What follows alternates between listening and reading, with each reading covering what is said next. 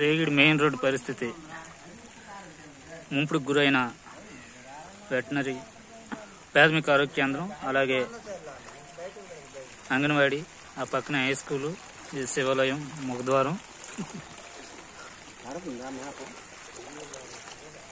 ఇది veterinary hospital, ప్రభుత్వ పశు వైద్యశాల. రేగిడికి మెయిన్ రోడ్ ఇదే. ఇది ప్రతి సంవత్సరం సెప్టెంబర్, అక్టోబర్ నెలలో తప్పనిసరిగా ఈ రోడ్డు పైకి వాటర్ ఎక్కడం జరుగుతుంది.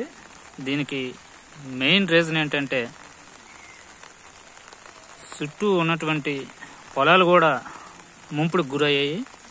ఇక్కడ మనం చూస్తున్నాం, ఇది సిరికి కాబట్టి మనకి పెద్దగా కనిపించడం లేదు. అదే వర్షాలు అయితే ఊరు మొత్తం నీటిలో దిగ్బంధై ఉంది.